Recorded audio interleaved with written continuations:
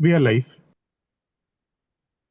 So welcome everyone to this first ever course on the platform of AIOSS Scientific Committee.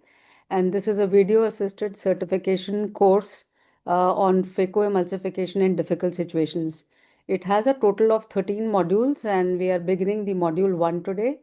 And it is going to be there on every Wednesday and Saturday at the same time. In order to get the certificate, you would have to join on the Zoom portal. However, it is available for viewing on the Facebook as well as the YouTube. And I'm really thankful to Dr. Harshul Tak for designing this, and he is going to be taking us over to module 1, and the module 1 is phacoemulsification in black and white cataracts. So over to you, Harshul, and we would be very soon also joined by our president of All India Ophthalmological Society, Dr. Partha Bishwas. And before that, I would request Harshul Tak to again tell us about the way the certificates can be obtained and also to carry forward this module number 1. Thank you so much, Namrata ma'am. At the outset, thanks to entire AIS Scientific Committee and President Dr. Partha sir, Dr. Mohan Rajan, especially Dr. Namrata Sharma ma'am, our Chairman Scientific Person, for giving this wonderful opportunity to conduct this video-assisted certification course on Phaco in difficult situations. So we all know that whenever we as a surgeon are faced with these kind of difficult situations in cataract surgery, we need to be tough, we need to be strong, and we need to know all the principle and basics, and we should have understanding to deal with these kind of situation. So in this 13 modules, we'll be taking each kind of difficulty in one module. Like today we have black and white cataracts. And we all know that there are many ways to achieve good result. So what we'll be learning from expert is over the years and their experience that how they have been dealing with these kind of difficult situations to tackle and to give safe and predictable results over the years. So that is the whole idea of this session. When the going gets tough, the tough get going. I'm very much thankful to our moderator, Dr. Vanashri Nair, for helping me out in this course. Thankful to speakers of today webinar, Dr. Deepak Meghur, Dr. Rohit Om Prakash, and Dr. Shel Vasavda. So now I'll hand over to Dr. Vanashri Nair to carry forward. Can you unmute, Vanashri? No, Vanashri. Yeah. Yeah. Good afternoon, everyone. And thank you, sir, for giving this opportunity to take part in this wonderful session. So today's session, the module 1, is about hard cataracts, black and white cataracts. And first, first speaker for today would be Dr. Harshul Tak. He will be actually dealing with black cataracts with his technique of drill and chop. And we need not we don't need to introduce him. We all know he's a prolific surgeon, and also he has been doing this session of when the going gets tough, the tough get going since a long time. I think more than 50 sessions he has held. He is recipient of many awards and many techniques that he has invented. And over to you, sir, for your technique of drill and chop. Let's learn how to tackle the hard cataract with this technique. Yeah, thank you. Thank you so much, Dr. Vanashri. So is my screen visible here? Yes, sir, Okay. it's visible. Okay, fine.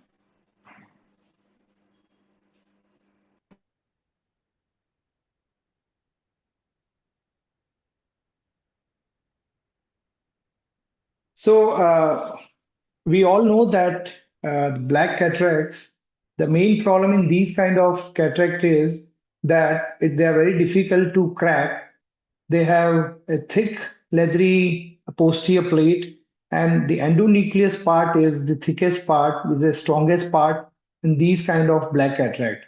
So it's very difficult first to crack these kind of black and brown leathery cataract. So for years, we were struggling with these kind of cataract and how to deal with them. So it was in 2010 I presented and described this technique of drill and chop in ESCRS Paris and then in Vienna also. So let's see what are the principles in dealing. So what I'm showing you here is unedited video of a black cataract. You can make out that it's a nice and shiny leathery black cataract.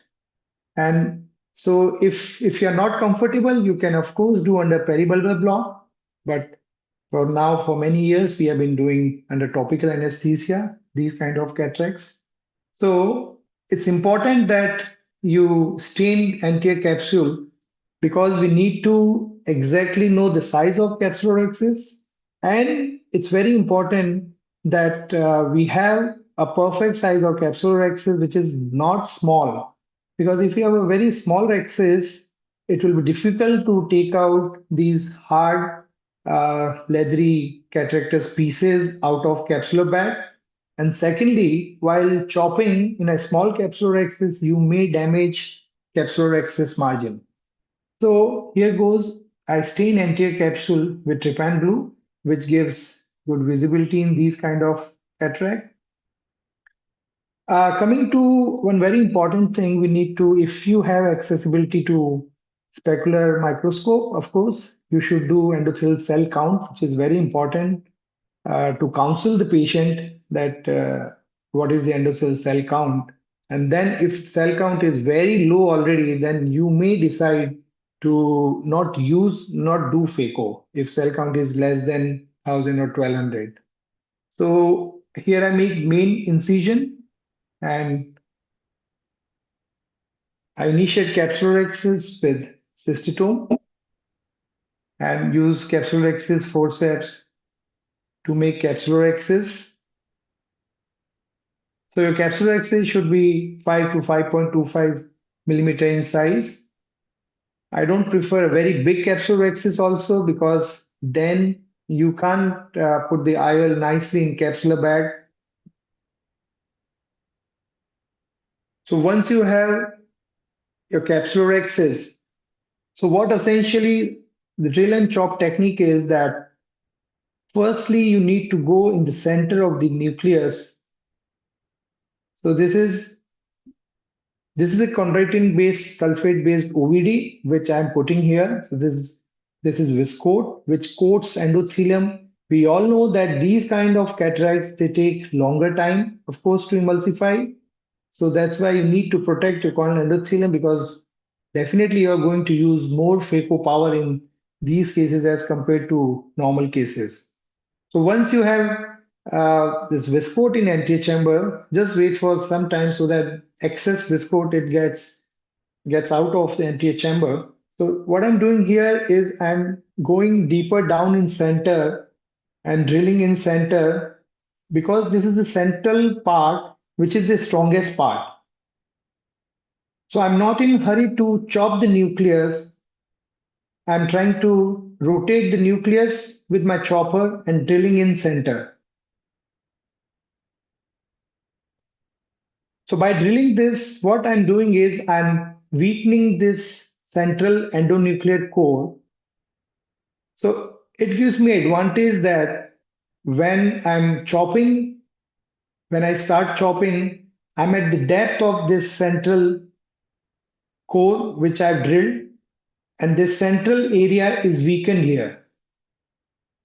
So I go ahead and drill in center and rotate it. And moreover, this central core which has been drilled, it's just 2 millimeter, 2.5 millimeter. It is well inside capsular axis margin. You have good margin to chop once we have drilled. And because the central core has been drilled, there are no fibers there to resist the anteroposterior separation of the nucleus. So you see, I'm spending a lot of time in drilling, and now at this stage, once I've drilled enough, I go keep my phaco tip down in center of hole, and see I give a chop. And you can see this chop is through and through anterior to posterior. And you can see I love to do it in coaxial illumination, so I can always appreciate the red reflex which comes when we have through and through crack. So I separated these two pieces, but not too much. So this work is done. You can see that in the center there is the endonucleus has been eaten up and there is a crack on one side. Now I rotate nucleus 180 degree because this side this crack is there. I rotate the nucleus 180 degree and again hold on one side of right side of the nucleus and complete this crack. So if you can appreciate, this crack is through and through along the entire length of the nucleus and it's deeper down till the posterior plate. So once you achieve this separation, these two pieces, when you achieve like this, it becomes very easy. Now I rotate nucleus 90 degree and here I am again subdividing this nucleus. So again go deeper down, get a good hold. So what is working here is you are at the depth of the nucleus, holding the nuclear pieces nicely and chopping nuclear pieces and separating them laterally. Now you have, again I rotate 180 degree and subdivide this nucleus into another two halves and separate them literally, going deeper and separating them. So after you divided this into smaller pieces, and you can see one by one. So this is all unedited video I'm showing. So the total surgery time is just 16 to 18 minutes. So it doesn't take much time if you have this proper strategy in place. So at this stage, I stop, and we all know that we need to protect endothelium. So again, I'm going with Viscoat and replenishing it and take out pieces one by one and emulsifying them. And this is a standard 1.8 millimeter Phaco tip, which I routinely use in all my cases. So one by one, I take off these smaller pieces, again sub-chop them. So in the end, you have this capsular bag, which is do IA, irrigation aspiration, and this was a -1 diopter lens. So this is a preloaded lens, which I'm putting here. And this is my hydroimplantation technique, which I described in 2010. Enlarge incision a little bit and the lens goes nicely in capsular bag. And this finishes the case. So I hydro stitch all the wounds. Another case, black cataract. This case was planned for toric IOL. So these are the marks where I'm planning to put the IOL. So again, staining anterior capsule, making capsular axis of proper size. You can see how dense the nucleus is. So this is just in these kind of cataract, it is not important to do hydrodissection because it's already bulky. Yeah, so you just should do little, just put little hydro wave there. Again, drilling in center. So another advantage of making a hole in center or a core in the center is that it's all around 360 degrees same. So even if you try to give first chop and you feel that it's incomplete, you're not able to chop nicely, you can just rotate it 10 to 20 degree right or left side. And again, you have the same feeling because it's not like a trench which is straight. You don't, so it's a 360-degree circle which is there. So anywhere you hold, you feel the same. So again, so this time is very essential to spend in drilling in center so that you get the good grip and see these leathery fibers. They are separated because you are at deeper plane. Your chop is more effective because you being at the deeper plane, you're getting a good grip. So for this, you don't need a very sharp or very long chopper. It's basically your good hold and your splitting action which is working here. So again, subdividing this nucleus. This is also an edited video I'm showing again replenishing with viscoat, and you take out these pieces. So,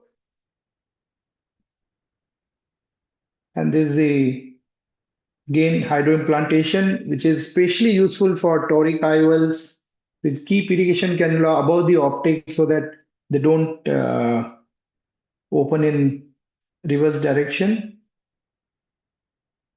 And you can use tube lens hook and irrigation cannula to rotate the lens to the final desired axis, and you hydrate all the incisions. This is my hydro stitch and hydro dissection cannula. So this finishes the case. So I think if you, so for many years I've been using this technique of drill and chop, and it works wonderfully in hard black and leathery cataracts like this.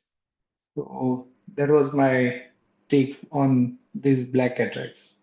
Thank you very much. Thank you, sir. I think that was a wonderful demonstration of how we can chop or drill rather in the center, create a core, and then try to sub-chop. One thing I would like to ask is sometimes we have these really leathery fibers, and when we are trying to separate, it is a little fearful that if we go too much laterally, then we may end up, causing a zonal adhesions or something. So, how do we take a like for the beginner surgeons, what is the clue or what should they be careful about when they are doing a So lateral separation? So as I demonstrated, if you drill nicely in center, you weaken the entire endonuclear core. And believe me, the densest of nucleus you can easily separate once you have drilled nicely in center and you have good hold and at the depth, proper depth. So what is lacking in the beginning is what we all have experienced. It's now 22 years we have been doing, but initially what was lacking was a proper depth. So when we used to see our surgeries, and I always used to see many nucleus which we are not able to finish 20 years back, taking out by SICS, we used to see that there was a little scratch, just 1-2 millimeters. No, we are not going in depth. So that is the fear. So we should not be fearful because these bulky cataracts, they are almost 5 to 6 millimeter in thickness. Your chopper is just 2 millimeter, 2.5 millimeters. So you can never, damage posterior capsule. That's the least means possibility is there, of course, but not that much. So, So that, Harshul, we do have Dr. Partha Bishwas, the yes, yes, president of yes, ma'am. All India Ophthalmological Society, and we are truly honored to have him today. And because this is our first video assisted course, which Dr. Harshul Tak has initiated, and this is going to be a certified course. We had more than 500 registrations for this. And Dr. Partha Bishwas, we would like to hear from you on this. You're You have muted, to sir. Yeah. unmute. Thank you, Dr. Namrata and Harshul. I really congratulate the scientific committee and chairperson scientific committee, the ever dynamic Dr. Namrata, for having conceptualized this and having given it to one of our best cataract surgeons, Harshul Tak, to curate such a wonderful series. And since this is going to be a certified course, I think it's very important for all of us to be serious about it. And it's not only the certification, but also understanding the techniques, the nuances in these difficult situations, how to deal with them. And there are so many newer ways in which this can be done. So for the first module on very hard cataracts is a very important module, and every one of us face these instances in our surgeries every now and then. And it's important to learn from these techniques, to share with each other our thoughts, our opinion, and to carry it forward. Thank you very much for giving me this opportunity. I wish I could be there throughout the length, but I'll be traveling on the highway and possibly will lose connection. But thank you all the same, and have a great time. Thank you very much. Thank you so much, sir. Thank you. Thank you. So Harshul, we can continue with. Yeah. So, one of our expert panels, Dr. Gaurav Luthra, has also joined. Welcome, sir. Welcome, Dr. Hi, Harshal. Hi, everybody. So happy to see all of you. It's after a long time, and wish a very happy new year to all of you and all those people who are joining in. And Harshal, congratulations on organizing, and Dr. Namrata for this very, very useful course. And I did see very beautiful videos, Harshal, and I just wanted to say that what you're doing is very, very correct. And I think Deepak and all, everybody does their black cataracts very beautifully, just like you do. And debulking that hardest part in the center and creating space for yourself to not only crack and go all the way, and as you said, go deep, because these are 5-6 millimeters deep. So one should not be scared, because the posterior plate needs to crack properly. And having a rhexis which is of a fair size, it should be a little bigger than what you normally do, because you need space for lateral separation and going into the periphery. So I think all the pearls have been very beautifully described. And what kind of chopper, like, would you use a slightly different chopper? I might have missed it, but do you use a routine chopper, or what would you do for these black cataracts? Would they be a little longer or sharper, or anything different? So I have just two kind of chopper in my this thing set. One is little blunt and one is little sharper. But of course, in these kind of cataract, you need little sharper inside edge, but it's not longer. It's a normal length to 2.2 millimeter, I think, chopper. So as I said, basically it's your proper depth and splitting action which works wonder. If you don't weaken the core and you try to separate, it won't.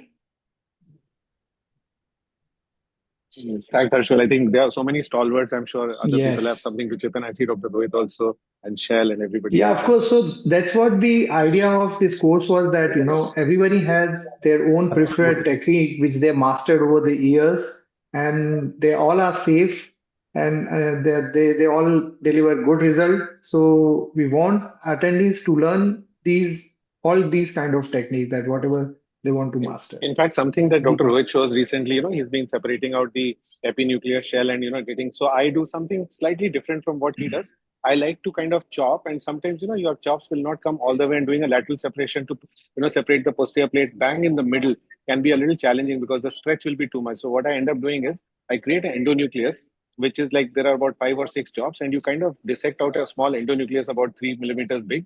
And then you just remove that, because it just comes off with pure suction and a little bit of embedding. And then you have a big crater in the middle, and you have these 6 chop pieces. Then you can do a easier lateral separation. I wish I could show. I'm sitting at the airport, but maybe another time. So maybe other people can now comment. Yeah, absolutely. I think as the question which was asked by the moderator about the posterior plate. Well, posterior plate is one of the most important thing, which is the toughest thing to break. So there are different ways to skin this cat. Dr. Deepak has already, shown that if you do the emulsification of the posterior plate right in the center, that separates the posterior plate by bringing it forward. So there are other ways also how you can, take care of the posterior plate. First is the deep, if you're doing a stop and chop, a deep valley is one thing which you can do. The second is you can do vertical splitting, splitting. In the sense, what you do is you bring the piece which you are holding slightly forward and move with the chopper, the other one, the plate back. That also causes the splitting of the posterior plate. So emulsification and then deep sculpting, and then vertical splitting is something which I usually do in cases where we have a leathery plate in such cataracts. Okay, sir. I think should we go to our next speaker? Yes. Uh, Yes. it's my pleasure to invite Dr. Deepak Megur, sir. I'll just share my screen.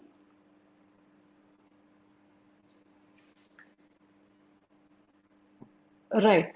So, as we all know, Dr. Deepak Megur is a wonderful teacher, and he has been sharing his knowledge on YouTube.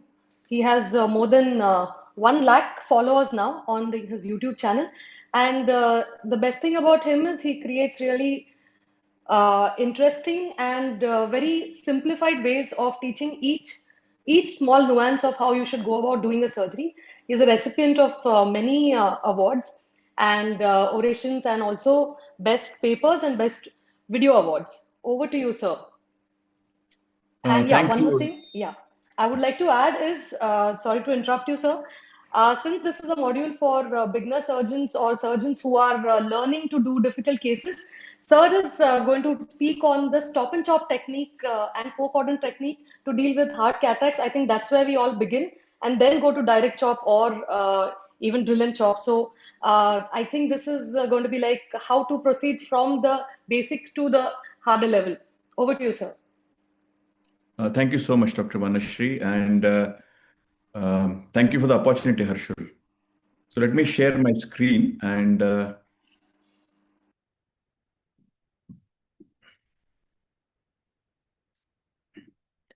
so this is the hard cataracts which we have all been talking about, and Harshul showed a beautiful technique of for the direct chop variant of a direct chop, and I'd like to share about the classical four-quadrant technique. One point which I'd like to add here is that the machine capability also does have has a role in deciding what technique you're going to use. For example, Earthly, I'm sure Harshul is using Earthly. Earthly's unique strength is the design of the tip. It has got a bulbous end, flare tip at the edge, and that gives an excellent holdability. And it is broad. Because it is Yeah. broad, you can really engage the core of the nucleus well and hold it well. And then the second instrument job is very easy there. That is unique to that machine. So you need to understand that. So, the advantage of that machine again here is that the frequency at which it operates, it produces less of a thermal energy, although it is just purely longitudinal energy. Contrary to this, another longitudinal machine like yesterday's Sovereign Compact, again a longitudinal machine, but that machine can generate a lot of heat and would burn.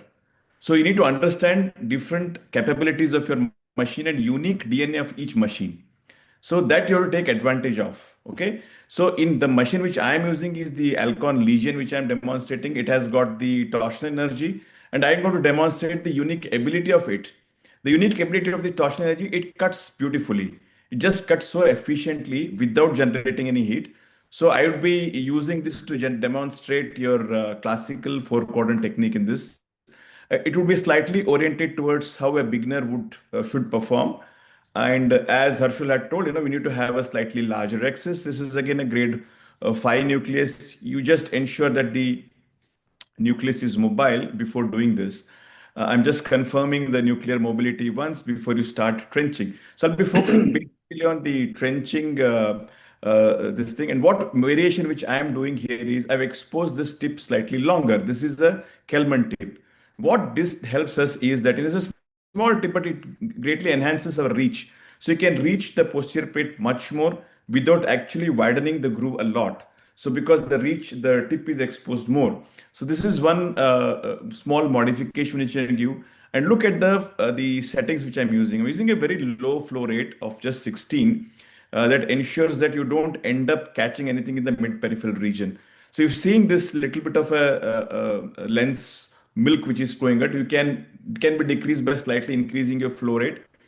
Important thing to note here is that avoid what you say pushing at the nucleus. So my power which I've kept here is almost 90%. It is continuous torsional. And as you can see, I'm not using my second hand, because what I'm teaching all my younger surgeons, what I realize is when both the hands go in, they don't have much control in the way they do the sculpting. So you can rotate the nucleus and do this job with single hand itself, and you minimize the amount of fluid which is looking out through your the side port when you're using this. The key here is to use appropriate power. Like, you should avoid, mechanical pushing. So it doesn't matter even if you're using 90% continuous torsional, but as long as the delivery is within the bag, your scare of causing endothelial damage is not so much. You don't have to be so overtly confused. So here, because you could see that I was pushing, now I've increased my power to 100% here. And I'd like to draw your attention to the posterior plate. You start seeing those small striations which are transverse to the direction of your groove. Keep observing them. At one point, these striations fade away. They start to fade away.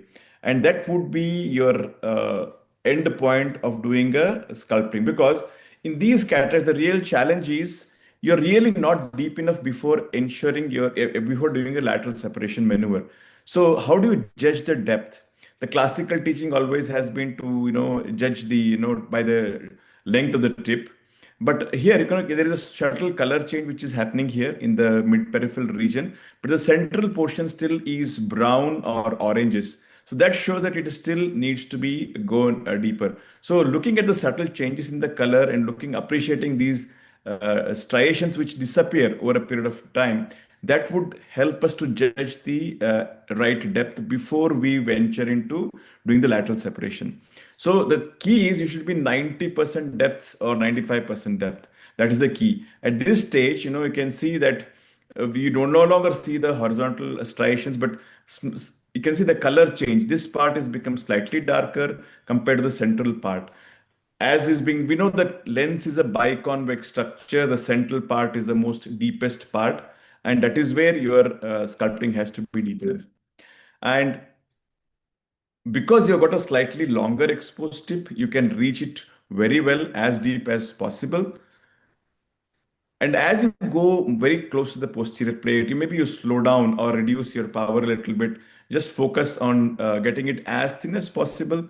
Well, it's likely that you can perforate a PC, but it is very unlikely, like, in most case scenarios. Be a little bit watchful. And then after some time, when you know that you're in the right plate, then just go ahead and do the lateral separation. The key for lateral separation is placing these two instruments as deep as possible. Even this hardest of hard cataract can easily be just split wide open, and this need not have a very high degree of skill. Just position it at the right plane and then do the lateral separation maneuver. And there is a common understanding that excessive phaco power is going to result in a lot of endothelial damage. But the plane at which the power delivery is done, that is more critical, and how much of a turbulence is there. A modification of the soft shell technique, which I call modified, is inject the dispersive OVD, that is viscoat, first, followed by HPMC underneath it. So HPMC is actually in the bag vicinity or in the antechamber, and the viscoat is in the endothelium. This prevents the heat generation, which can happen because viscoat is slightly thermogenic and it can clog the tip and then cause it. And here again, the corneal endothelial trauma is predominantly based upon how bad turbulence you create. So the second instrument is actually just on top of my fragment, just ensuring that the fragments don't jump around and hurt. And the amount of energy delivered is controlled by a foot pedal to ensure that you don't have significant chatter. The fragment should literally dance around your phaco tip. And if you're able to emulsify at the level of the rexus margin, you'll be surprised that the cornea in the first post-op day would be very clear, in spite of having a significantly large amount of energy. Another modification which you would have noticed is my exposure tip has come down now. Okay, this is what modification which I've done here. The reason is, if especially when you're trying to use the longer tip, exposed tip, there's always a risk of causing wound hydration whenever you come a little bit towards it. So this is one way of minimizing it, and it doesn't affect any performance, and you're holding it dead center. This is your central safe zone, and you just hold there and then emulsify.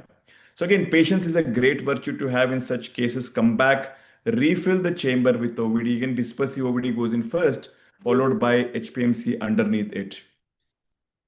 And by following these principles, actually these hard cataracts can be very, very stress-free, can manage. Most complications will happen by the beginner surgeon when trying to forcibly divide them into during the division phase, not in the quadrant removal phase. So in the quadrant removal phase, again, you have to be very sure that the fragment is not jumping around. It just has to dance around your phaco tip. This ensures that the fragment is not coming on hitting the endothelium. This is probably the key which is important to ensure the next day corneal clarity. So the hard part of the job is done, then is the simpler part. I'd just like to now share what are the most common mistakes done by the beginner surgeons when they do the sculpting. I'd just like to show a couple of minutes this video now. So this is a small clipping of the most common errors which the beginner surgeons do. So this is a surgeon who is trying to sculpt now. Just look the way the nucleus is moving around. So literally, what you're seeing is you're physically pushing at the nucleus, rather than the ultrasound energy doing its job. So this is not the right way. You have to use the ultrasound energy to cut the nucleus or to create the groove rather than mechanically pushing or shoving at it. This is the most common error which happens by most beginner surgeons. And see, let me tell you that the direct chop technique is very glamorous, and eventually all of us have to learn that. But in a learning curve, be careful and master the sculpting technique in the right way. It gives you a lot of value whenever you're stuck in a difficult situation. So don't assume that the sculpting is very easy. In fact, I find most people struggle to do with sculpting. It actually is a relatively easy step. These are the most common things which happen. So the power delivery is not controlled. The second issue that happens is the power delivery is not controlled. What they do is they create a deeper trench in the paracentral region, not in the central region. Again, you're just mechanically pushing. And especially what we have seen is, you can see you end up these most common error which happens is they create a punch hole in the peripheral part of in the paracentral region, simply because that is the area where the power delivery is maximum. Again, you need to remember that lens is a biconvex structure. Your power delivery has to be maximum in the center. As you reach towards the periphery, you have to slow down on your power. So invariably, if you see most beginner surgeons, when they sculpt, whenever they cause a PC tear, it is usually in the paracentral region, because that is where you're beyond the central safe zone. In the peripheral region, unfortunately, the foot pedal goes down the maximum at that stage. You start low, reach maximum at the end. By that time, the nucleus thickness is reduced, and that is where you end up having a PC tear. This is the most common location. So a message to all trainee surgeons or young surgeons is, don't take it for granted the sculpting. It is very critical that you learn it in the right way, understand the finer nuances. And another common mistake what they do most often is, when you're trying to do, the entire eyeball will be rolling down. And because they'll not be able to see what is happening, they end up chewing a larger part in the peripheral part. So when you're doing your first few cases. So observe the position of the globe has to dead center. It should not be moving. Don't put the weight of the phaco probe on the eye. That's the reason when it moves away. Second would be, try to use the right amount of energy for that density of the nucleus. That you have to decide and use it appropriately at different lengths of the nucleus. And third would be try not to attempt the division of the nucleus until you reach the right depth. So try to learn how to assess the right depth. With this, I think I'd like to conclude my presentation. Thank you for your opportunity. Thank you, sir. I think that was wonderfully put, each of those points. And I'm sure a lot of clarity must have come to the surgeons who are attending today. I would request Dr. Gaurav Luthra. Sir, can you share your views on this when your students are operating? Absolutely. Thanks, Manoj. So I think he's explained it so beautifully. There is little left for me to try and explain. All the same, I think what he's emphasized, there are some very important take-homes from here. We all keep thinking that, brilliant surgeons, they do a direct chop and they show all these other new techniques which we all learn. But frankly, even today, when I tough to crack or chop, I fall back on the stop and chop. It's a beautiful technique, and the way he's described it, it's just perfect. I Instead of doing the 4 quadrant crack, I might just do a single trench. Then the pearl that Deepak showed about trying mistakenly going deeper in the periphery, because we have to all remember that the nucleus is thickest in the middle. So frankly, I would basically trench right in the middle more than in the periphery. I typically don't even try to go too far into the periphery beyond the rexus. I would just create a trench which is in the central 5 millimeter zone, but a deep one with the tip exposed more. So all these things tend to help get a crack more easily. And then as you said, separating the posterior plate, your forces of separation have to be deeper in the trench. So you have to trench enough so that you can get into the a very thin layer of nucleus left behind on the posterior plate when you decide to crack. And frankly, you don't really need to trench in the peripheries. If your trench is deep enough in the central 4 millimeter zone, the crack will happen automatically. And then I typically would go for a stop and chop. And once I have two halves, then I can just do a regular chopping maneuvers, unless it's like something which is not going to chop, which is extremely rare. So these few things, and of course, adequate exercise. And I would love to hear Deepak's settings on the torsional part. I love to do torsional as well, and I think it's a great value addition for these hard black cataracts. So Deepak, if you could share your torsional settings and a mix of what you do for, and when do you use torsional? Do you use it only while trenching or while doing nucleus removal, or the other way around? If you could share that for the beginners surgeons as well. Yeah, I think torsional is used predominantly whenever we want to incise the nucleus or we want to cut it and aspirate. So predominantly its role is specifically when you're trenching and when you're doing quadrant removal. So quadrant removal and trenching, I use exclusively only torsional energy. When I'm using chopping, I use exclusively only the longitudinal mode of energy because that gives a better hold because it doesn't grind and create a larger hole. So for chopping, restrict myself to just the longitudinal. I don't use torsional there at all. So that ensures that I get a good holdability there. But for the cutting, wherever the cutting function is there, for quadrant removal mode or for your the sculpting, I would use the torsional only. And the amount of power is decided upon the density of the nucleus. For this hard black cataract, which I was using for sculpting, I was using 90% or 95%. For softer cataract, maybe grade 2, grade 3, just 40% would be good enough. So that would vary based upon your the density of the nucleus. A second common error by beginner surgeons is they don't change the other parameters. For sculpting, you need to understand we don't require high flow rate, high vacuum. Many times I'm surprised that they'll be working at a high flow rate for sculpting. So invariably what happens, that's the reason why jump and go in and catch the mid-peripheral nucleus and then cause a hole. You don't have any role of attractability when you're sculpting. Your job is to just go and create a groove there. So the flow rate has to be very minimal, just enough to clear off all the debris and vacuum. Then you can sculpt it very beautifully, even hard cataract or the soft cataracts. So don't be afraid of using the sculpting technique, but you need to understand the right parameters to use for it. So, my question to the other speakers is: have any of you used pre-chopper for like AIOSSC uses pre-chopper for these black cataract?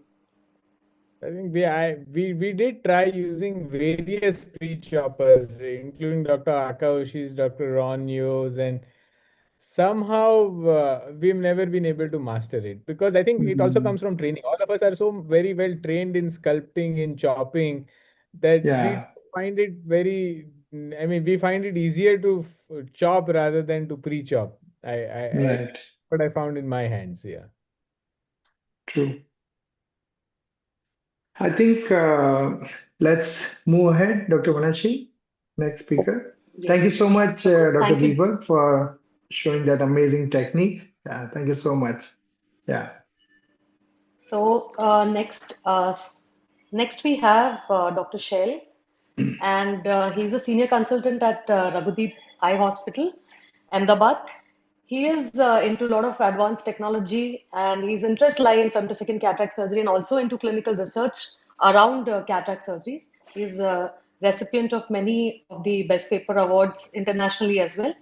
And today he'll be covering white cataracts for us. So over to you, Dr. Shell. Before Yeah. Dr. Shell start, let me just welcome all our participants also, all the delegates who are on Zoom who has joined. Thank you very much. And let me tell you that at the end of this webinar, we'll be opening up the link for the Google form, which will be open for just 5 minutes. And you need to take up 15 questions which are there. And after that, you'll be receiving the certificate for understanding the principles of tackling these black and white cataracts, and you'll be receiving a certificate from AIOS Scientific Committee. Thank you very much. Dr. Shell, over to you. Thank you, Dr. Harshul, and many congratulations on this wonderful, wonderful course. So I'll be sharing some of the tips that I've learned over the years in managing white cataract. So whenever a white cataract comes up, usually that's my standard that I do like to give intravenous mannitol 1 hour prior to surgery. Although there are certain surgeons who believe that it may not help, I find it very useful because it shrinks the vitreous and it helps to deepen up the anterior chamber a little bit and makes the eye relatively soft for me to work. So that's my preference.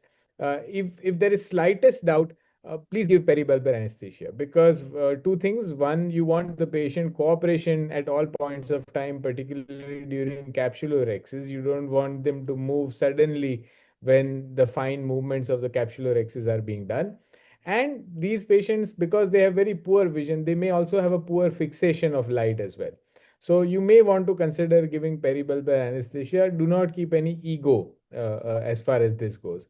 And third, when you have a unique white cataracts, particularly with history of previous very recent vitreoretinal surgery or other things, always forewarn the patients that there may be a possibility of needing a retinal colleague either at the time if you are working with a retinal colleague or a referral to a retinal surgeon if the cataract surgery, if the cataract drops and you are unable to finish the cataract surgery. So all of these things we must forewarn them.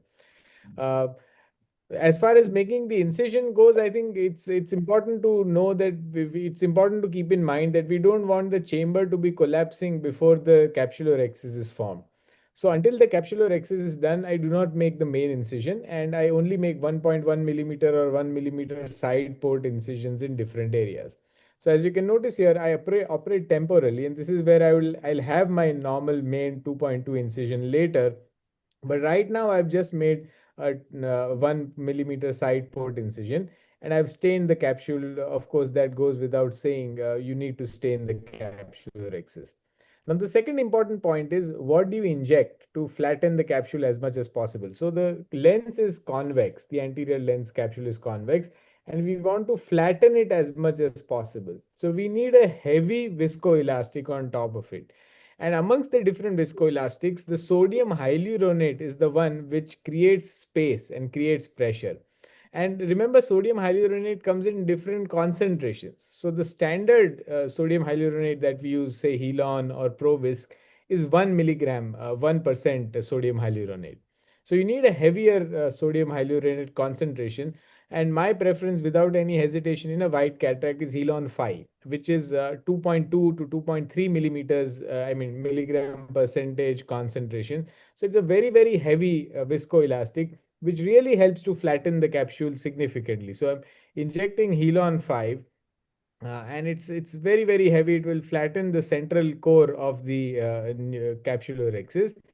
And then I'm making two other side ports because I need access. If I need access to hold edge of the flap from any one side very quickly, I should have access to that.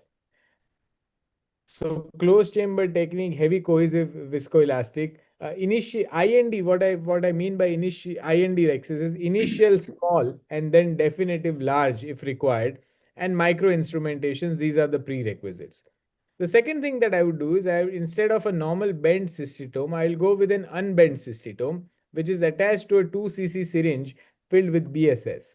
So the aim is to just try and puncture the capsule And with if you have no BSS in the syringe, it's sometimes very difficult to create a vacuum to suck out the fluid. So have some BSS in the syringe and try and suck out all the liquid material as much as you can. And this will be possible, of course, only in an intumescent white cataract. It won't be possible in a hard cataract. Having done this, this will debulk or decompress the intralenticular pressure. And once the intralenticular pressure goes down, your chances of the rexes running out become far less. In white cataracts, I always prefer capsulorhexis, incision capsulorhexis forceps. And my initial aim is not to be very ambitious and not make a very large rhexis. I want to make sure that I first have a smallish but a complete circular capsulorhexis, so that if required after debulking, I can always enlarge it so that there is no possibility of run out of that capsulorhexis. So don't be afraid in making an initially fairly smallish capsulorhexis. You can always enlarge it either intraoperatively before starting cataract surgery or after the IOL is placed. And the second way is, once you are confident that the raised intralenticular pressure is not very high, you can go around and also spiral this small capsulorhexis that you started. You can go around and spiral it and make it of a decent size right at the first go. Now coming to the nucleus management. So this was about capsulorhexis and how to try and reduce the chances of Argentinian flag sign. Coming to cataract removal, it will depend on the grade and the type of the cataract, because white cataracts can be very variable. Like this patient has a white cataract, but it's a softish cataract. As you can see, there's more of liquid material than the actual hard material that is there. And even while removal of these fragments, you'll keep seeing these cortical fibers, this liquid material, and therefore, in spite of having all possible measures and all possible highest grades of phaco emulsification machines, you will always see some fluctuations occurring in the chambers, because the cataract is fairly liquid, fairly liquefied, and it's kind of very brittle. So even if you made them into fragments, they tend to break off while trying to remove the cataract pieces, and this is relatively, in some sense, easier to perform. Like Dr. Megur very correctly highlighted, stay very much as possible in the central area. So you don't go around chasing the fragments to the periphery, and use your left hand to reposition the fragment as much as possible, so that your fluidics also work in the central area. And your fluidics, it's actually the fluid which goes below or around the iris, which causes a normal iris also to become floppy. This probably, I think, is the most important step in any complicated case, particularly in a wide cataract or in a posterior polar cataract, where we are not sure about the integrity of either the zonules or the posterior capsule. So maintain the closed chamber taught to us by Dr. Bobby Osher, which means injective dispersive viscoelastic. And dispersive viscoelastic are the viscoelastics which contain chondroitin sulfate. So unlike sodium hyaluronate, which will come out in one bulk or one bolus, dispersive viscoelastics will stay there. So they will tamponade and make sure that the chamber doesn't shallow before you bring out your phaco probe. I'm just injecting intracameral 1% preservative-free xylocaine, as I felt the patient was feeling a few things.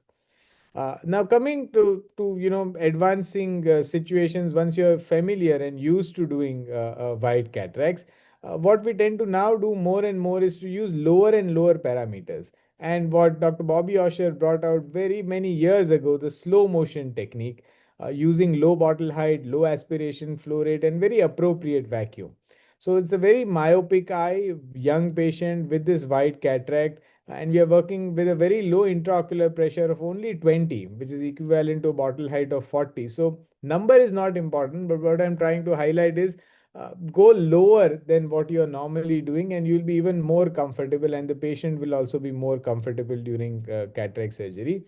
And even during fragment removal, you can work with lower parameters. So I generally never raise my flow rate beyond 20 cc. That makes the surgery a little slower, but that gives me a lot of control while operating. And we remain in the center with a low bottle height, low flow rate, and an appropriate vacuum. So vacuum, unless the cataract is very dense, my standard vacuum settings would be about 350 to 400 millimeters of mercury. and right up to the last fragment, you can stay in the center. And if you're fearful, reduce your flow rate at this point of time, reduce your vacuum at this point of time if you're worried about surge. And you don't need to worry about scaffolding or the capsule coming forward if you follow the principles and understand the fluidics of the machine that you are. So with these machines, we are not having to step down, but something that we described many years back is the step down technique. As more and more capsule gets exposed, you can reduce your vacuum and reduce your flow rate so that the chances of catching the capsule with an inadvertent surge reduce significantly. Also, it's very important that you have a look at these patients pre-operatively yourself. Just don't believe written in the list as white cataract, because this white, so-called labeled white cataract, is a devil sitting inside. This is the blackest of black cataracts behind this white cataract. So make sure you or your colleague whom you trust on has seen this, so that you are aware of what strategy you need to go ahead. As far as nucleus removal goes, like we discussed in the white cataract, in the softish white cataract, it's not very different. In a dense cataract, my preference is to create a relatively long, not very long, but a relatively central deep trench.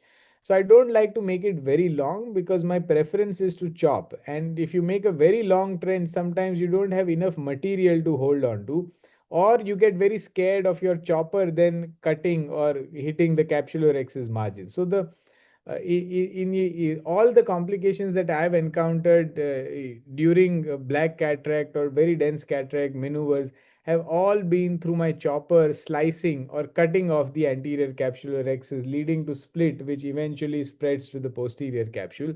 So it's better if you can work within the capsular excess area, because there is very little space between the nucleus and the capsule for the chopper to go behind or hook up the equator in such situations. So I prefer vertical chop in these situations. What I also like to would like to suggest is that after, if you have created a crack on one side, I would suggest that we kind of rotate it and complete the crack on the other side.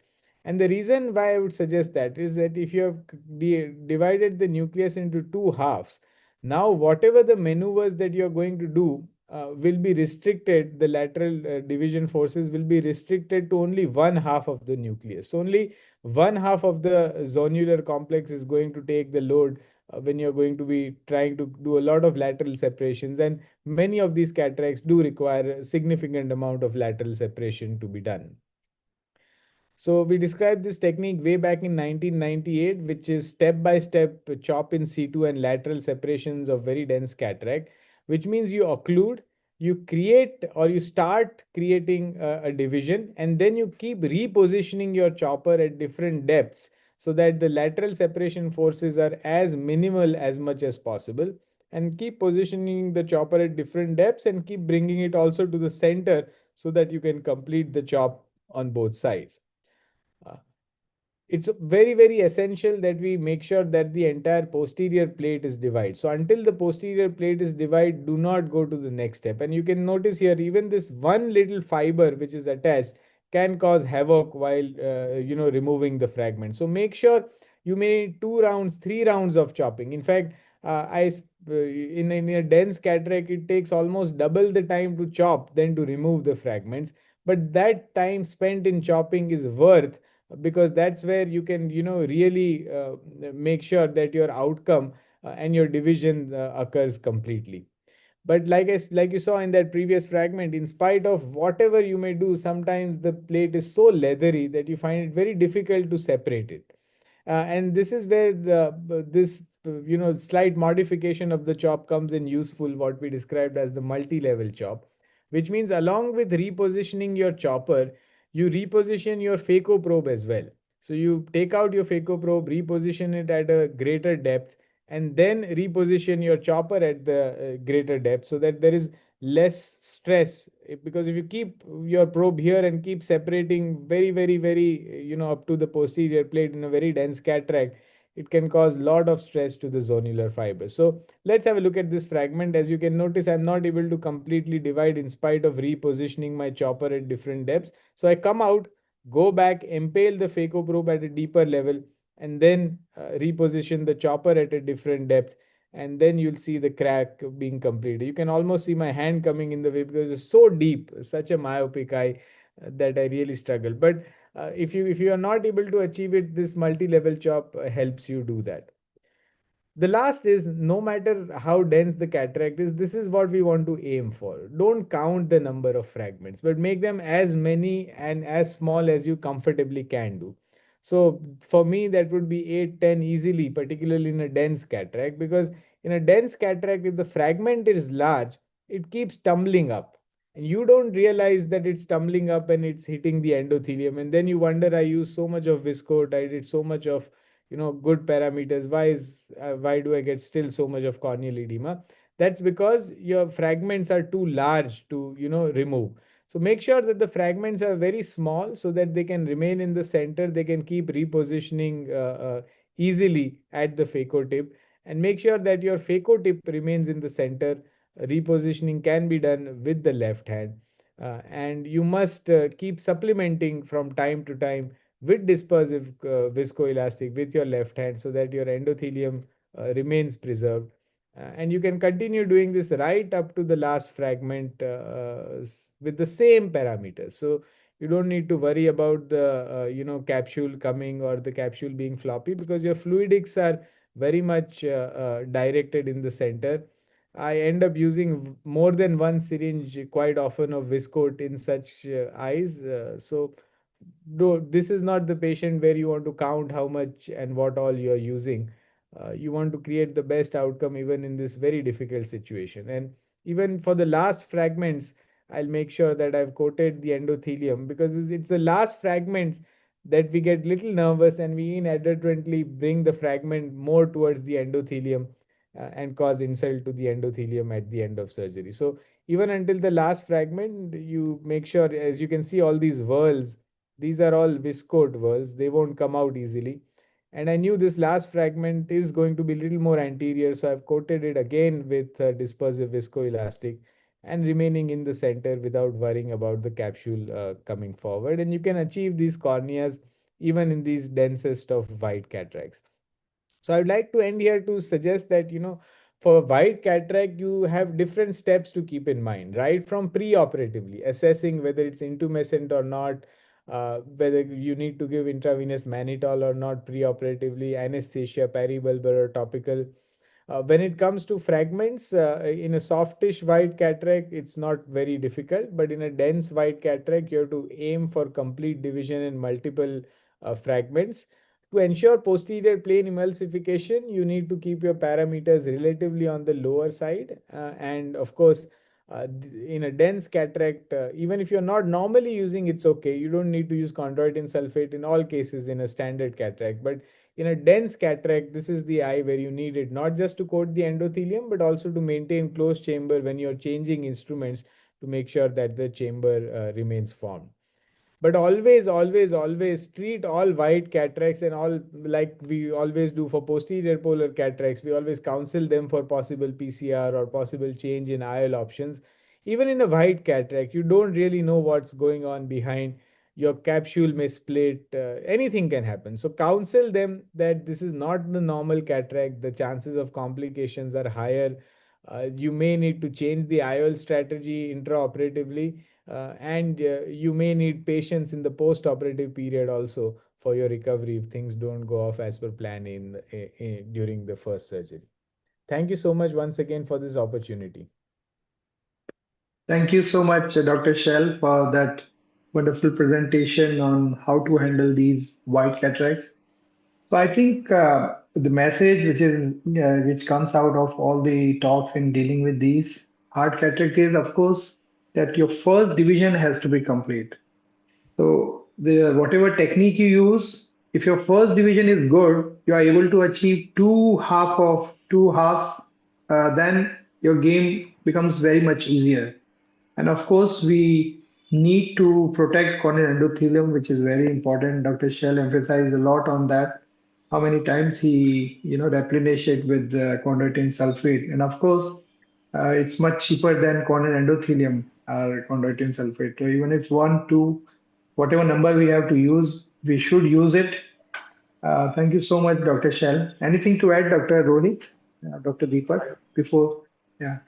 I think Dr. Shail has covered practically everything, and he has made my job so easy because he has taken up quite a bit of what I was about to speak. So I think he has really emphasized the key points which the youngsters need to know, as and how they grow into the white cataracts into their practice. So that's very important, which he has been able to tell. Yeah. Dr. Deepak, anything you'd like to add? Yeah, I think he has covered it beautifully. Only thing is, I would like to add that the rexus in an intumescent cataract is really feared about by many young surgeons. One practical tip I'd like to give is you make the eyeball soft by some way, by ensuring that you have a soft eyeball. You'll be surprised or amazed at how well the anterocapsule behaves when the eyeball is soft. So how do you get eyeball soft? If the is really bad, measure the antechamber depth.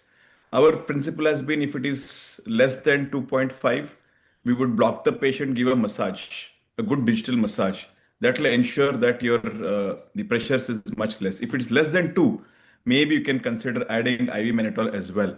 But when you do this, when this combination and the eyeball is soft, what does this anesthesia does is it prevents the ocular muscles from pressing on the globe.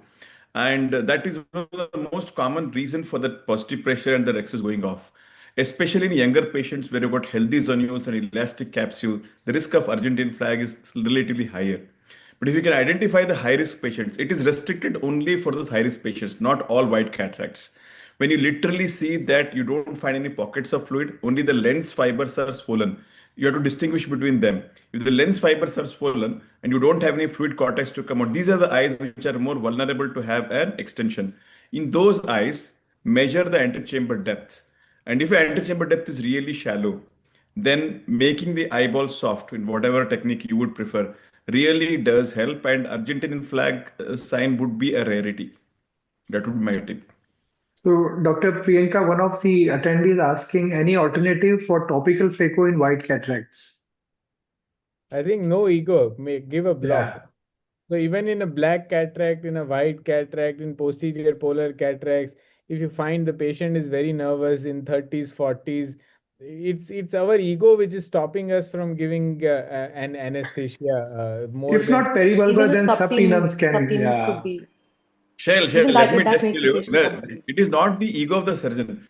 Frankly speaking, all the young surgeons are so much under peer pressure. The only question they're asked when they're before they're had, topical phaco aata hai kya? Khalas. And they have this impression that some of the peers will boast, "Hey, I do topical phaco 100% of the time. And this peer pressure gets onto them. They feel so much inferior. This peer pressure is what is happening there. Boss, there's nothing in life which is 100%. Nothing in life is 100%. If somebody is telling he can do 100% topical phaco all the while, all the time, it's just not possible because only thing is you're not seeing enough variations because life comes in all different sizes and shapes. You can't say just bottom line everything. Everything is not 100%. Nothing is 100% in life. So this is one message I want to give the youngsters because they're under a lot of peer pressure.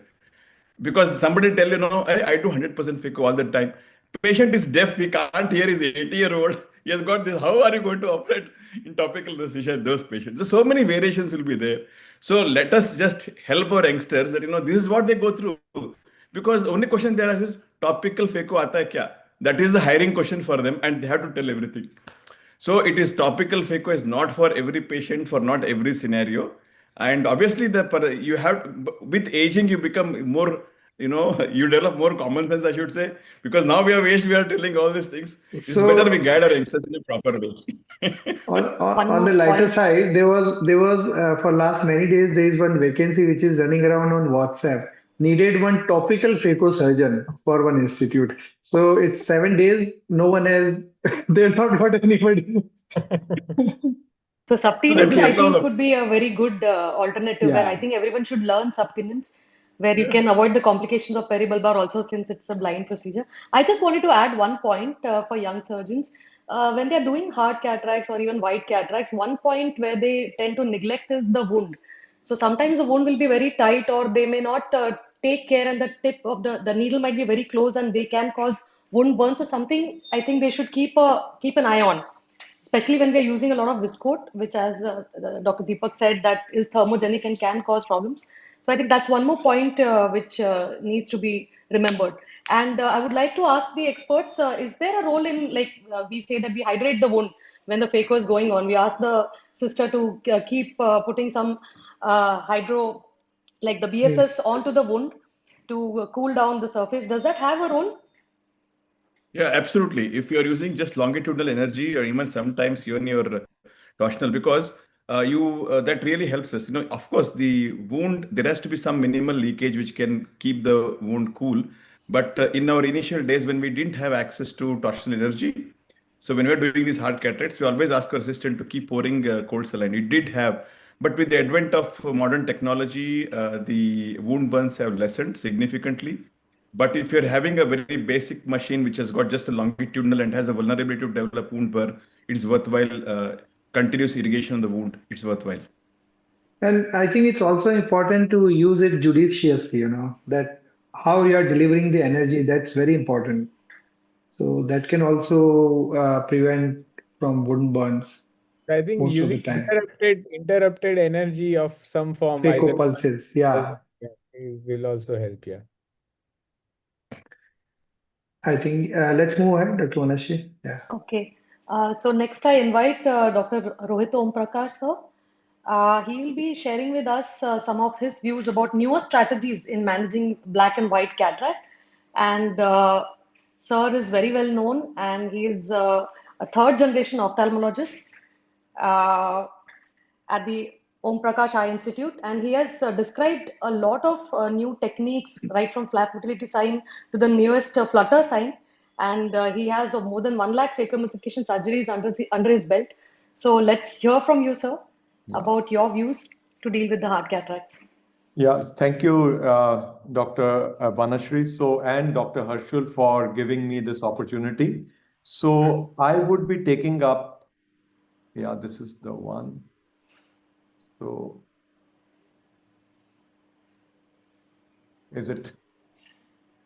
can you see my slides? No, sir. Double click, sir. Yeah. Can you see now? No.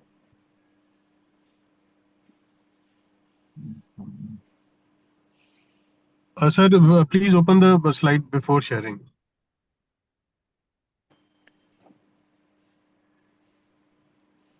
Is it okay now? Yes, yes.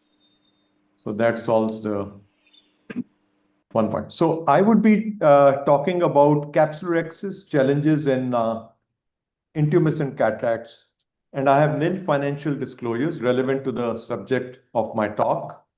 So let's see this patient, and you will realize that the moment you go in and there is an Argentinian flag sign. Well, I would try to talk to the youngsters around how we can, prevent this Argentinian flag sign, which for experts is not a very common thing, a rarity, as has already been told, but for youngsters around, it is a very big issue. Well, first of all, the most important thing which we have to bear in mind is that we should be able to diagnose a white intumescent cataract, which is fluid filled. So there are different ways how you can diagnose by the lens thickness, the anterior chamber depth. I think it's moving on its own. I go back. Yeah. So lens thickness, the anterior chamber depth, as Dr. Deepak was talking about, slit lamp examination is very important in these patients. Anterior segmentosity is something which has really come up in a big way nowadays because it helps us to know whether there are any fluid pockets which are present or not. Next is, let's understand a few basic principles. We have to realize that in a white intumescent cataracts, there are compartments in it. The number 2 and the number 4 are the anterior and posterior compartments. So we have to deal with both the highly pressurized, anterior compartment as well as the posterior compartment as well. So these are the things which we have to bear in mind. And this is quite different from the Morgagnian cataracts, because in Morgagnian cataracts, there are no, compartments. So because the nucleus is freely floating. So let's see, some basic principles, and as has already been told, the posterior pressure is also very important. And for that, intravenous mannitol, and how Dr. Deepak said, you create a situation in which you soften the eye by giving some pressure also by, highlights can also be used in these patients also. Well, the most important thing which we have to bear in mind is that we have to equalize the pressure. Now, this pressure is anterior pressure. This is lower, and this pressure, intralenticular pressure, is on the higher side. So we have to equalize this pressure. And how do we equalize this pressure? We equalize this pressure by using a thicker viscocohesive. And the second most important thing is, no doubt, when we have used a thicker viscocohesive, we should never allow one important thing, and that is the AC pressure to decrease suddenly. So there have to be calibrated incisions. There should not be a situation wherein the visco should suddenly move out. So that is something which has to be borne in mind. And for that, use calibrated incisions to prevent efflux of fluid from the anterior chamber. Decreasing posterior pressure, this has already been talked about. There are many speculums which can be used, and the best which can be used is the Jaffe speculum, which reduces the lid pressure also. I've talked about the Hyles. Yes, YAG laser capsulotomy spots can also be given preoperatively 30, say 1 minute, say half an hour, 30 minutes before, so that, the intralenticular pressure decreases. So flax can also be used to your advantage. First of all, let's see how we do. In my practice, what I do is I create a small calibrated incision, because I do not want a long incision at all. So I've created a very small incision. And now once that has been done, the second thing which I do is that I do a central 30 gauge needle aspiration. And this 30 gauge needle aspiration is done. I'll show how it is done. In the next, you will see how I'm doing it. Simultaneously, let's see what I've done. I've gone in, the anterior capsule has already been stained. It's a closed chamber. I'm going in through the 30 with a 30 gauge needle, and simultaneously, the moment I puncture, I aspirate it, and I create a situation in which, in the central part, I've been able to create a situation where the pressure is low. Well, you have to realize at this point of time, the mid periphery still has higher pressure.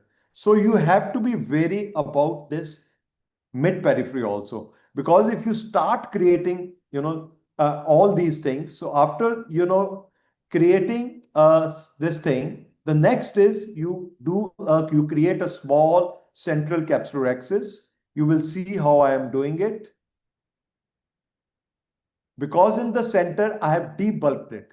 And in the periphery, it is still, there is milky fluid around.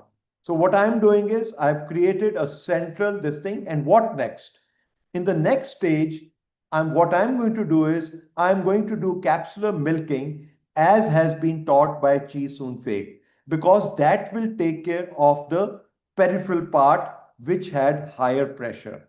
So how do we do that? So there's different ways how you can do that. You can do debulking also, so that, while you create a situation in which, the posterior compartment, by just decompartmentalization, what I do is when you just press, the fluid from the posterior compartment comes forward. So how we do it now? So once that is done, I'm going to do the milking as Chi Soon Fake has taught us. So that is taking care of the mid peripheral pressure, and then slight nudge, so that from the posterior compartment, the fluid comes forward. So this is how it is done. And once that has been done, how do we do decompartmentalization? You tip the nucleus edge of the nucleus in mid-periphery. It breaks the equatorial barrier. It releases posterior trapped fluid, decompresses the posterior intralenticular compartments, and it prevents. What does it do? It prevents sudden release of posterior intralenticular fluid and ultimately prevents peripheral radialization of the tear. So it also prevents posterior capsule blowout at times. So now once that has been done, you can easily enlarge the rhexis.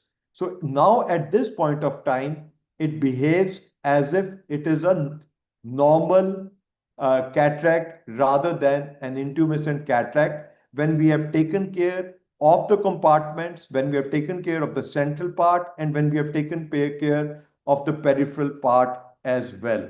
So, anterior, after YAG laser capsulotomy, this is just to show. And our own, president, Mohan Rajan does Phaco punch also.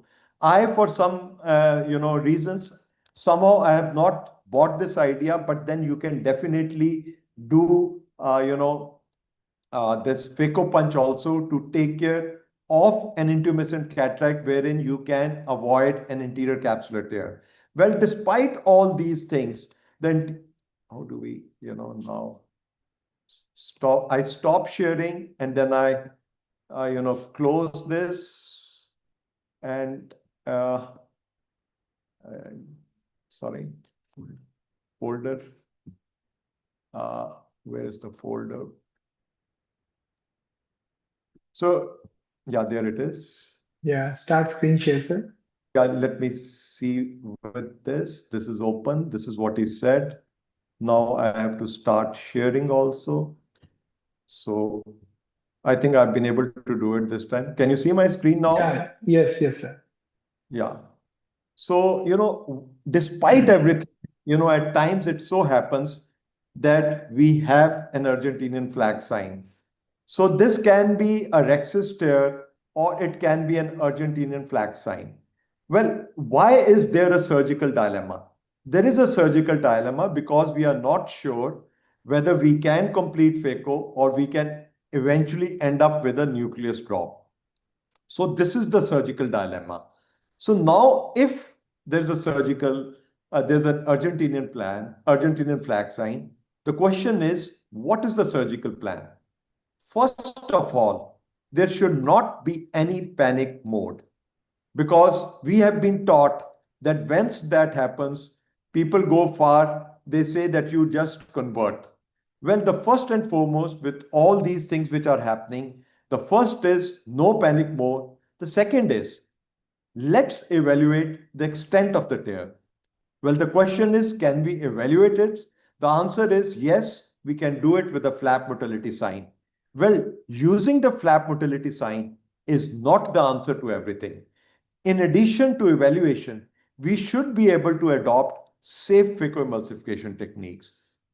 So now let's recapitulate. And for those youngsters who are not aware about the flap motility sign, well, if the anterior capsular tear edges are fluttering and everted, this shows that it's a pre-equatorial flap. And if by any means it stops fluttering and it becomes inverted, this shows that it has gone beyond the equator and it has become a wraparound tear. So this is something which we need to know. The first thing after that is, how do we evaluate? Because at times, most of the times, it happens while doing the capsular axis, as it has happened in this situation. Now, the first thing is just inject visco. The moment you inject visco, did you see that the flap got everted? I'll just show it again. Just have a look again. It has become everted. Now, what does that mean? It means that it is a pre-equatorial one. That was the first evaluation. Well, we have to do a second evaluation also because things turn around when we put in the phaco tip. Now, let's see what happens when I put in the phaco tip and I have kept it on irrigation mode. And with this irrigation mode, you will see what happens. And I've kept it on irrigation mode. And can you see the motility of the flap? this shows that it's a pre-equatorial one. So no panic mode. Now what we have to do is we have to, now next question before I go on to that, we would be doing Phaco emulsification. How is it possible that we keep a vigil on the flap tear extent? Well, you cannot do it yourself. All that you can do is you can do it intermittently. But your assistants around and all your colleagues around who are around, they can always do a continuous monitoring also. So what are the surgical settings? Well, surgical settings have to be changed. You cannot go on with high bottle height. You cannot, need to have, certain prerequisites. The first and foremost is you should have calibrated incisions. If you can have a calibrated side port incision, use low fluidics as has been shown by Bob Osher in the slow motion phacoemulsification. So that is also which needs to be borne in mind, because if we have minimal pressure difference, so that is friendly to the end point of the anterior capsular tear, that doesn't create a situation wherein the anterior capsular tear edge turns around and becomes a wraparound tear. So low settings really help, and we have a calibrated side port technique which we have already published in a few journals. So let's see with an anterior capsular tear what happens if we use high fluidics. If we are using high fluidics, that can eventually create a situation that we can have a nucleus drop. So what is the answer? The answer is if we use low fluidics, that is friendly to the edge of the or the end point of the anterior capsular tear, and it creates a situation whereas there is less predisposition to it becoming a wraparound tear. These are the low settings, as Dr. Shall was telling, as Robert Osher and Dr. Ave himself has taught us. So these are the settings which we use. So this has already been published by us, flap motility sign. So let's see now. Let me pause it. I want you to see the site of incision. If you can, and if it is possible, it should not be in the line of the anterior capsular tear. So that is the first thing. See the IOP settings. I'm using 20 IOP setting. That is another very important thing. No pushing while sculpting.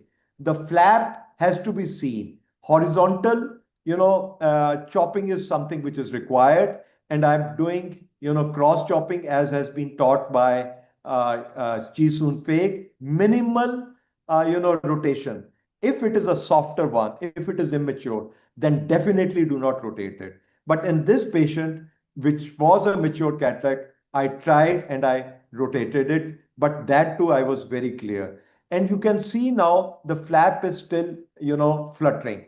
Now I'm going to chop it, and I'm going to do it in a supracapsular emulsification is something which I'm going to do. So this is something which I'm doing, and I'm again rotating it. I'm using, you'll realize how I have placed the chopper. I placed the chopper slightly anterior to the, you see how I'm placing it. This is what we have published as a chopper shield, wherein we are trying to stable chamber settings again. The flaps are still fluttering. So, so this shows that it is still a pre-equatorial one. And once you have been able to complete it, again, stable chamber settings in this patient. And now, I have enlarged the capsule. There is one small thing which I could have done. I have placed the IOL in this direction. Ideally, it should be 90° to the anterior capsular tear. So this is something which we should definitely bear in mind. So now this is done. You will find that I'm just checking it. And the moment I do it, the flaps are still fluttering. So I've been able to achieve the endpoint. Chopper shield is the technique which we have already published. And when do we convert? That is also very important. We should know what the endpoint of, say, phacoemulsification is.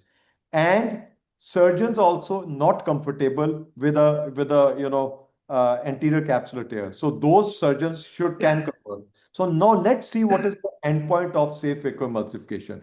In this video, what has happened is that the novice surgeon in an attempt to enlarge the rhexis, created a situation in which there was an anterior capsular tear.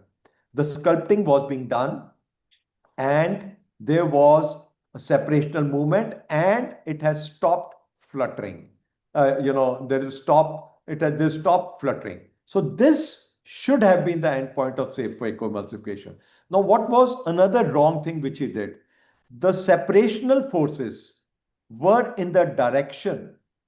First of all, the incision was in the same lane, in the same plane, and the separational forces were also not in the right way how it should have been. The phacoemulsification was continued, and eventually we ended up with a situation wherein there was a nucleus drop and he tried to rotate the nucleus also, and eventually there was a nucleus drop. So friends, another important thing which you need to know is that we need to know that there can be at times a false positive flap motility sign. We have to see all four flaps should be everted and fluttering. If there is a pre-existing PCR, which is very common nowadays in patients who have had intravitreal injections, there may coexist a fluttering everted flap. So this is something which we should be wary of. Dr. Herschel, do I have a time to show a 1 minute, 1.5 minute video for my hard cataract pearls? Yeah, sure, sir. Yeah. I close this. I reach here. I open this and then I share it. And then I open this. I enlarge. Yes. So can you see now? I think you have yes, sir. You have trained me today. So this is with the audio. In this black cataract, trypan blue staining helps to visualize the CCC edge. Small central crater is sculpted to create space. Using longitudinal phaco tip with highly retracted sleeve is embedded deep. Pointed chopper incises the nucleus and chopping is achieved. Nucleus is chopped 360 degrees into small fragments using Vasavada's multi-level chopping technique. Nucleus core is separated and emulsified at a deeper plane. Following total separation, the hard nucleus is split into bulkier hard nuclear core and the softer outer core. Nucleus is firmly held. The superficially embedded chopper immobilizes the nuclear mass and causes mechanical splitting when nucleus is pulled centrally. There are two advantages of stratified emulsification. Two nuclear layers are created. While emulsifying the inner core at a deeper plane, the posterior capsule is protected in post-occlusion scenario by the outer nuclear cushion. The deeper plane emulsification protects the corneal endothelium. Viscodispersive OVD again coats the corneal endothelium. Anteriorly placed chopper acts as a shield to the corneal endothelium by preventing nuclear fragments to cause endothelial trauma. Now, in low epinuclear settings, epinuclear cushion is safely removed. Stock emulsification can also be used to emulsify the leathery plate. Pristine clear cornea on POD1 is a heartening outcome. Thank you, Dr. Herschel, Thank you. for the opportunity.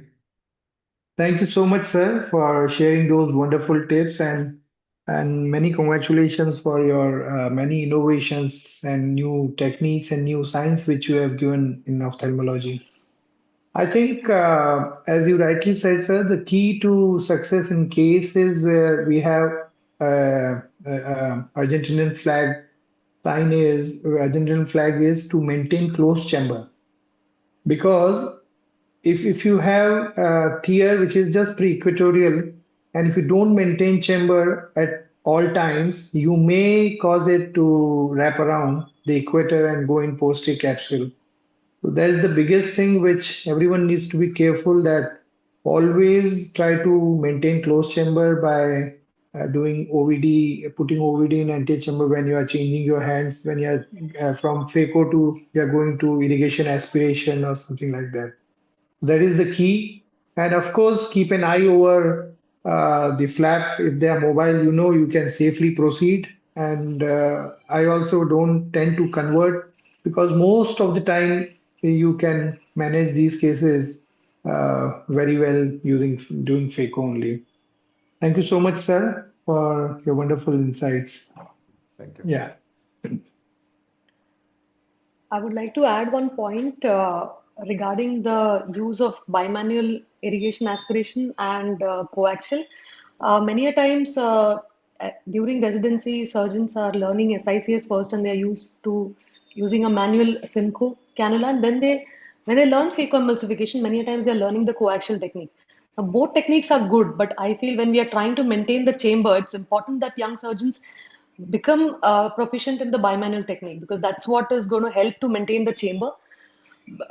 I've seen many surgeons who are learning coaxial and then they are hesitant to use bimanual, which I feel personally is much more safer. So I do encourage young surgeons to be proficient in both. If they like coaxial, yes, use it, but then be proficient in bimanual as well. Yeah, as Dr. Deepak said, that there is nothing 100%. So it's always Yeah. better, that you learn both the techniques. My indications for using a bimanual are that if there is a open capsule, number one, and if you want to have a subluxated lens in patients with intraoperative floppy iris syndrome, where you want to have a different plane of irrigation and aspiration. Well, I mimic that by retracting the sleeve. When you retract the sleeve, you create two planes with a coaxial. But definitely, for the subincisional also, if you have, I've seen Dr. Harshul do, in the live surgeries, the bimanual, and he does it so beautifully. So each one has its own, and cons for that matter. Yeah. And one more point I wanted to add is many a times surgeons, like the young surgeons, they are just hoping that nothing should go wrong, but they are not mentally preparing to take the challenge head on when it actually is happening. So keeping your staff ready, that keep the microforceps ready, keep the micro scissors ready, keep the viscoat ready first only. Not when the exercise started going on, you are asking, oh, bring viscoat, bring this, bring that. So keeping a calm head and keeping everything ready is another point that young surgeons should remember. Absolutely. Absolutely. Let's move ahead. Yeah. So we come to the end of the talks today. I just need to show one more, on Morgangian cataract. Yeah, Morgangian cataract, yes. Great. Yeah. Yeah. So just 5 minutes video, then we'll be sharing the questionnaire to all the attendants. Okay. Is my screen visible there? Yes. Okay. So, so this is the case which has Morgangian cataract, and this is again unedited video which I'm showing. So the problem is in Morgangian cataracts is slightly different from the intumescent cataract. Here you can see that these are plaques which are there on anterior capsule. So just put phenocaine plus and then stain it with trypan blue. This is the main port incision which I made. So as soon as you give a nick in these kind of Morgangian cataract, you'll see the entire milky fluid, it comes out and it interferes with the visibility.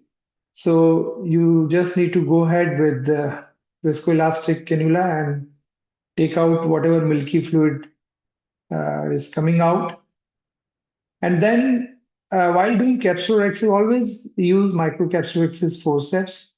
And you need to be careful and always keep an eye on the zonular laxity. While doing capsulorhexis, you can always make out that how weak zonules are.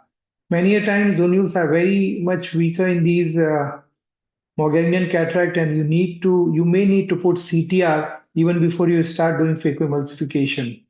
So here again I'm putting viscoelastic, and these anti-capsule plaques sometimes may prevent you from making capsulorhexis a perfect size, so you need to be very careful. So once you have capsulorhexis, so making capsulorhexis is not a big task in these kind of cataracts as compared to intumescent, but real problem lies in chopping these hard nucleus which are there in Morgandian cataract. So once you have this capsulorhexis, because the entire milky fluid has come off and it's a mobile hard nucleus in capsular bag, so you need to be very careful while chopping them. So the technique which works best in these kind of Morgandian cataract is of horizontal chopping. As you can see here, it's mobile in capsular bag. So you go ahead and I just go ahead and again make a small hole in center so that I get a good grip there. So you may go with maybe bevel down or bevel up, but you should get a good grip in the center of nucleus. And once I get this grip, I tend to lift up the edge of the nucleus and get my chopper from equator. And you can see here again it's slipping out. So again you go and hold this nucleus and get a good grip there, and then you get a first chop there. Rotate nucleus and get the second chop so that you divide this nucleus in smaller pieces. This is what the classical horizontal chopping is. So you are able to divide this nucleus. So divide it into smaller pieces like this. And once you are divided into smaller pieces, you can take out pieces one by one. So you need to be very careful because there is no epinuclear cushion there, just open posterior capsule behind. So this is the end of the surgery. So this is again an edited video which I'm showing. And again, you go ahead and put some viscoelastic and IOL goes in capsular bag, and this finishes the case. So the trick here is to hold the nucleus nicely in the center and you come with the horizontal chops till you divide the nucleus into smaller pieces. And that's how I think these kind of cataract should be managed. So with this, I'll end my presentation. Thank you. Yeah. Yes, it was, Rohit. it was a brilliant presentation, Dr. Harshul, as always. We have published 3 techniques in managing Morgandian cataracts. The first and the most important thing which you showed was the holding of a mobile nucleus.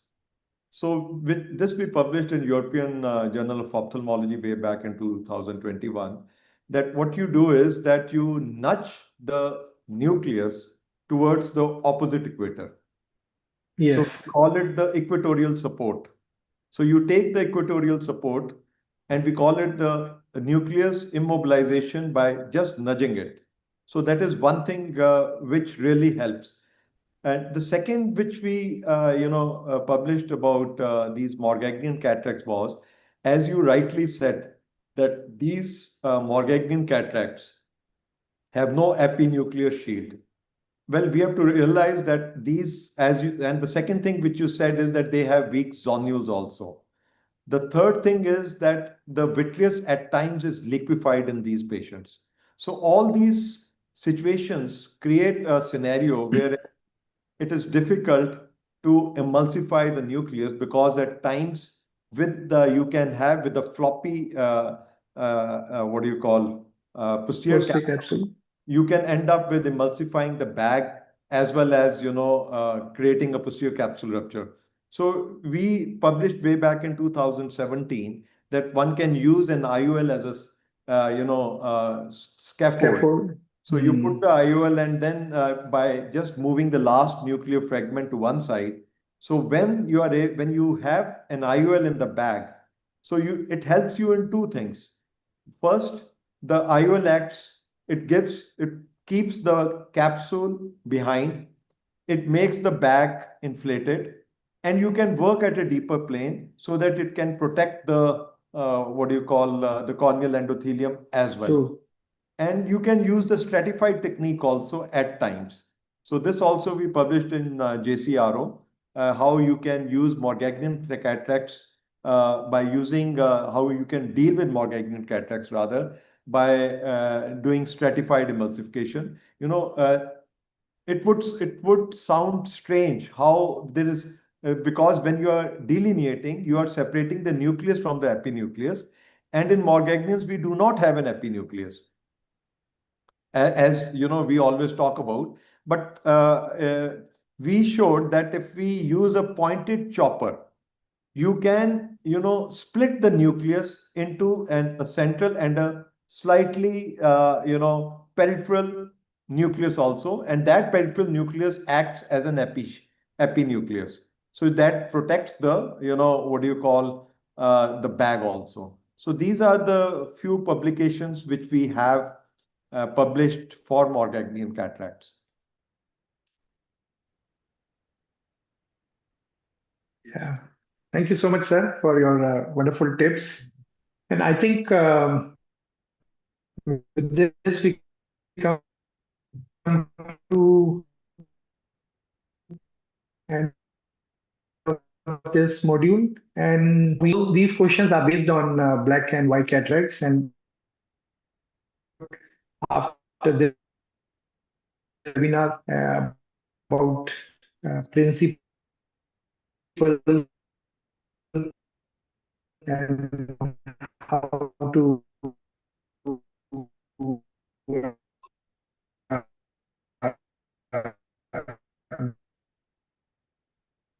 deal with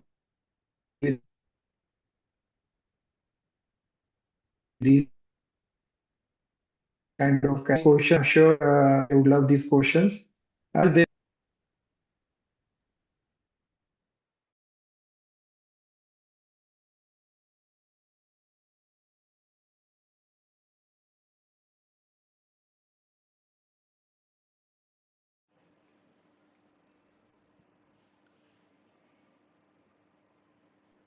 I think there is an internet issue.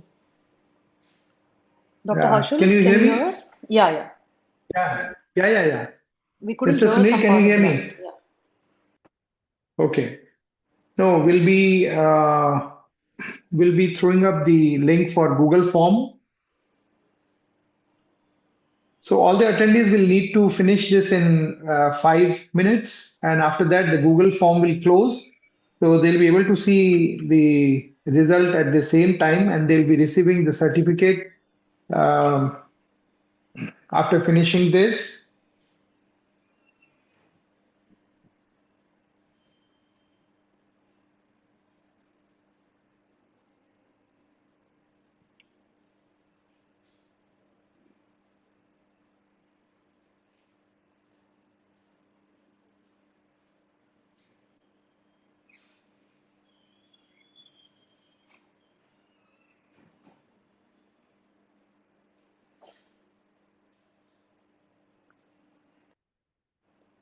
So you're on mute. We cannot hear you. Sunil भी मंदिर गया था, कहता मैंने आपको बता. We need to give Google Form to.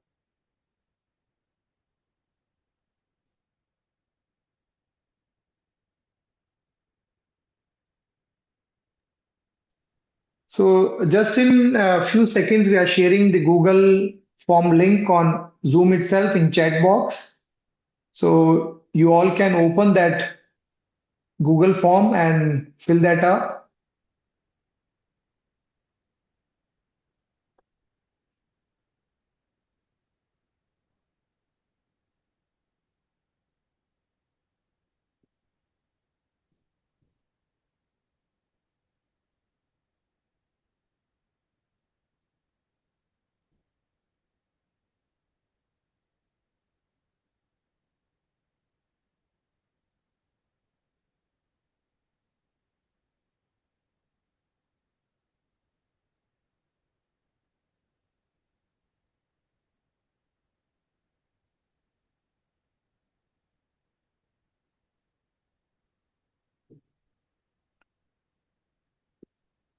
Okay.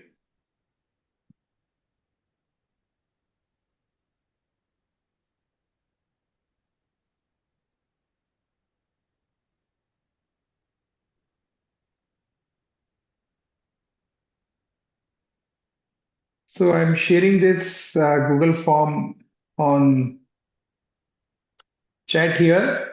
Can everybody see the link to the Google form? All the attendees? So you need to, yes, you please open this Google form, and after 5 minutes, this Google form will be deactivated. So you need to give all the answers within 5 minutes. So it's 4:23. At 4:28 or 4:29, we'll close this Google form.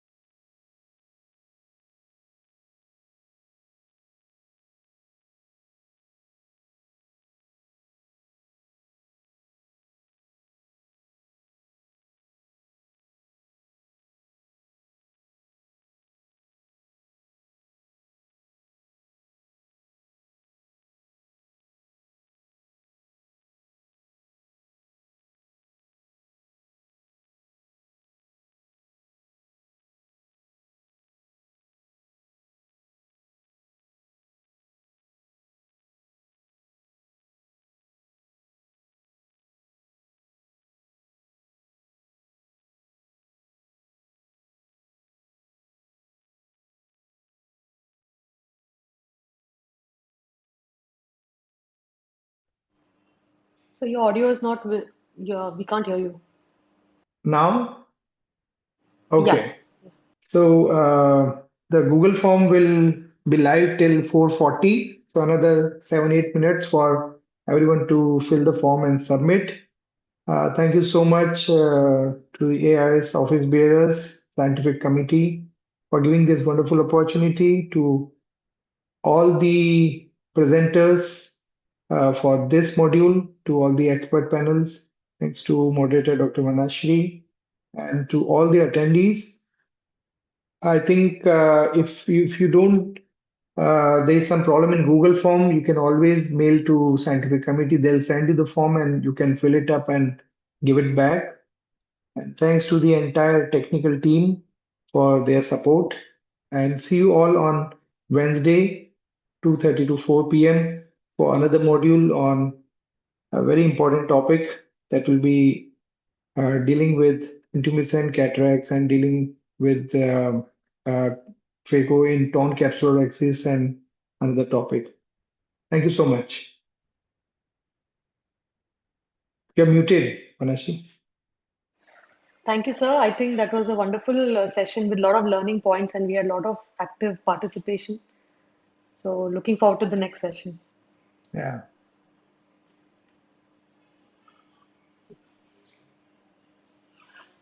So everyone will get their certificates on their email ID, on their registered email ID within 1 day or two. Thank you so much. You can keep filling the Google form now for another 5-7 minutes. We'll be signing off. Yeah. Thank you so Thank you, much. sir.